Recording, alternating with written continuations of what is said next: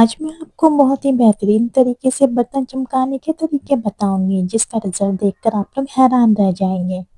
चले फिर वीडियो को स्टार्ट करते हैं, लेकिन उससे पहले आप सबसे रिक्वेस्ट है, चैनल पर नए हैं तो सब्सक्राइब कर दें और वीडियो को लाइक भी कर दें। आप लोगों ने भी अपने बर्तन चमकाने हैं तो आज मैं आपको बताऊंगी सिर्फ काला तेल के यूज से बर्तन चमकाने का ऐसा आसान तरीका जो कि बहुत ही कम लोग जानते हैं।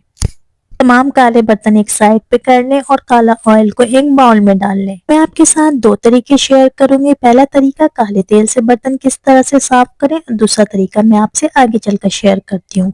जो सी पतीली आपने साफ करनी है उसमें थोड़ा सा काला ऑयल लें, जूने पे बहुत अच्छी तरह से साबुन लगा लेंगे। जिस भी साबुन से आपने बर्तन वॉश करने हो, काले तेल के ऊपर से हमने साबुन को अच्छी तरह से जूने की मदद से रगड़ना है। आप लोग इस तरह से करेंगे तो आप लोगों को फर्क साफ जाहिर होगा। पहले यूज में बर्तन चमकने लगेंगे। बर्तन चमकाने का ये तरीका बहुत ही कम लोग जानते हैं। इसके पहले यूज से आप लोगों को रिजल्ट साफ जाहिर होगा। अब चलते हैं दूसरे तरीके की तरफ। दूसरा तरीका बताने से पहले आप लोग जल्दी से वीडियो को लाइक कर दें और चैनल को सब्सक्राइब कर दें। जिस भी पतीली में, कढ़ाई में या फ्राइंग पैन में बहुत ज्यादा मोटी सी तह जमी हो, चिकनाई वाली तह को हमने कुछ भी नहीं करना, जस्ट फ्लेम को ऑन करना है। फ्राइंग पैन या कढ़ाई को चूल्हे के ऊपर रख देना है। जलती हुई आग पे हम कुछ देर के लिए रखेंगे। जब बहुत ही अच्छी तरह से गर्म हो जाए तो हम कढ़ाई या फ्राइंग पैन को हटा लेंगे।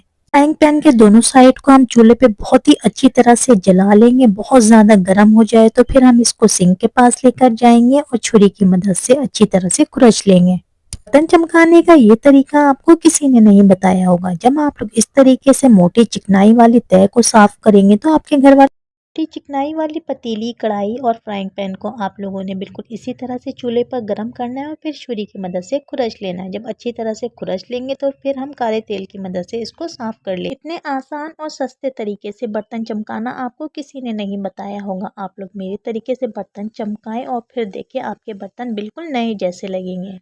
तेल यूज करने से पहले आप लोगों ने हाथों पे ग्लव्स जरूर पहनना है ताकि आपके हाथ बिल्कुल भी खराब ना हो। बर्तन भी चमकेंगे और आपके हाथ भी चमकेंगे। रमजान आने से पहले पहले आपने ये काम लाजमी कर लेना है। तमाम बर्तनों को बिल्कुल नए जैसा चमकाना है और जब नए बर्तन चमकेंगे तो आप भी खुश हो जाएंगे।